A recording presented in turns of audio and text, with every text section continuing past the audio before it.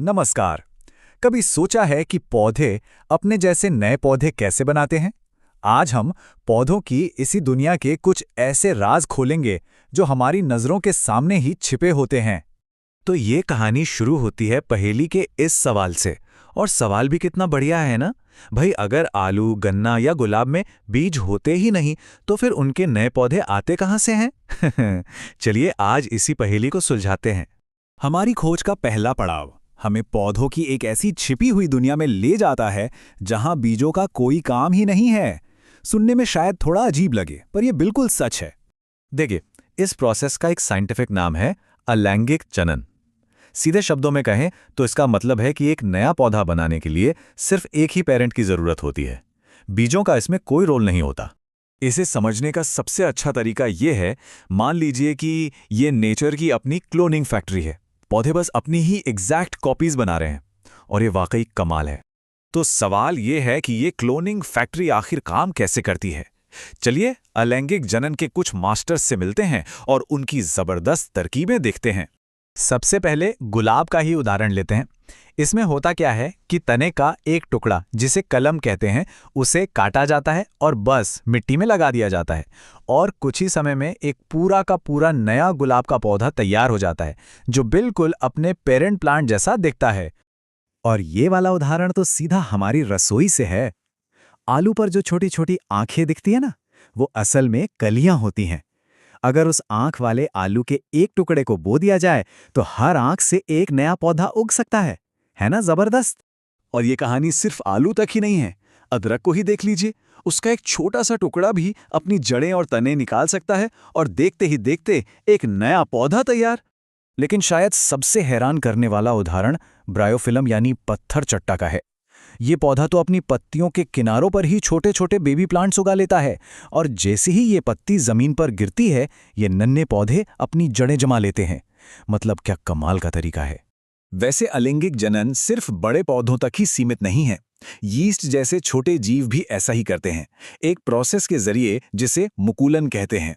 इसमें parent cell पर एक छोटी सी कली या मुकुल उगता है, जो बड़ा होकर अलग हो जाता है और एक पूरी तरह से नई यीस्ट सेल बन जाता है। तो ठीक है, क्लोनिंग की दुनिया तो हमने देख ली। अब उस तरीके की बात करते हैं जिससे हम सब ज्यादा वाकिफ हैं। वो कहानी जिसमें फूल, परागण और बीज शामिल होते हैं। तो यहाँ सबसे जरूरी बात जो समझने वाली है वो ये है कि फूल सिर्फ सुंदर दिखने या अच्छी खुशबू के लिए नहीं होते। असल में वो पौधे के रिप्रोडक्टिव अंग हैं। उनका एक बहुत बड़ा मिशन होता है। एक फूल के अंदर दो मेन खिलाड़ी होते हैं। एक है पुंकेसर, जो मेल पार्ट है और छोटे छोटे दाने बनाता है, जिन्हें परागकण कहते हैं। और दूसरा है स्त्री केसर, जो फीमेल पार्ट है, जिसके अंदर बीजांड होते हैं। अब अगला कदम है परागण, यानी परागकण को पुंकेसर से स्त्री केसर तक पहुंचाना। अगर ये एक ही फूल के अंदर हो जाएं तो उसे स्वपरागण कहते हैं, और अगर ये हवा, पानी या कीड़ों की मदद से किसी दूसरे फूल तक पहुंचें तो उसे परपरागण कहते हैं। एक बार जब परागकण अपनी मंजिल तक पहुंच जाता है, तब होता है निषेचन। ये वो जादुई पल है जब मेल और फीमेल सेल्स मिलकर एक युग्मनज बनाते हैं। यही युग्मनज आगे चलकर एक भ्रूण बनता है, जो बीज के अंदर एक नन्हा सा पौधा होता है। लेकिन सिर्फ बीज बना लेना ही काफी नहीं है। असल में यहां से एक नए एडवेंचर की शुरुआत होती है, बीजों का महान पलायन, जिसे हम बीज प्रकीर्णन भी कहते हैं। तो पौधे अपने बीजों को दूर दराज क्यों भेजते हैं? भाई, ये सब सर्वाइवल के लिए है। इससे भीड़-भाड़ नहीं होती, और ये पक्का हो जाता है कि नए पौधों को धूप, पानी और जरूरी न्यूट्रिएंट्स के लिए अपने ही पेरेंट प्लांट से मुकाबला ना करना पड़े। और नेचर इस काम में कितनी क्रिएटिव है, इसका ये एक बढ़िया उदाहरण है। मेपल जैसे कुछ बीजों के पास हेलीकॉप्टर की तरह पंख होते हैं, जो उन्हें हवा में ग्लाइड करते हुए बहुत दूर ले जाते हैं। वहीं ज़ैंथियम जैसे दूसरे बीज बड़े चालाक हिचहाइकर होते हैं। उनमें छोटे छोटे हुक होते हैं, जो जानवरों के फर से चिपक जाते हैं और मुफ्त की सवारी का मजा लेते हैं, जब तक कि वो किसी नई जगह पर गिर न जाएं। तो यहाँ हमारे पास दो बिल्कुल अलग अलग रणनीतियां हैं, एक तरफ क्लोनिंग और दूसरी तरफ बीज बनाना। लेकिन दोनों का मकसद सिर्फ एक है, अपनी प्रजाति का अस्तित्व बनाए रखना। और यहीं पर बूझो का एक और शानदार सवाल सामने आता है। अगर बीज बनाने का तरीका इतना एडवांस्ड है, तो फिर पौधे क्लोनिंग या कायिक प्रवर्धन का इस्तेमाल करते ही क्यों हैं? इसका क्या फायदा है? चलिए इस टेबल से समझते हैं।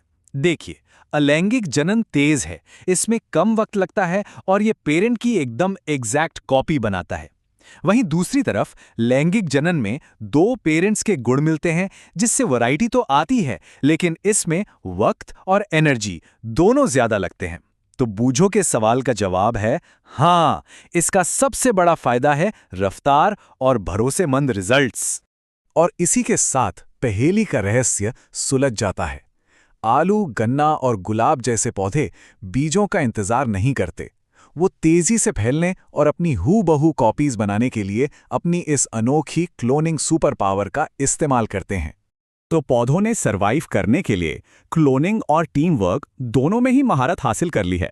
ये सोचने पर मजबूर करता है ना, कि और कौन कौन से जीव होंगे जिनके पास ऐसे ही कमाल के रिप्रोडक्टिव सीक्रेट्स छिपे होंगे।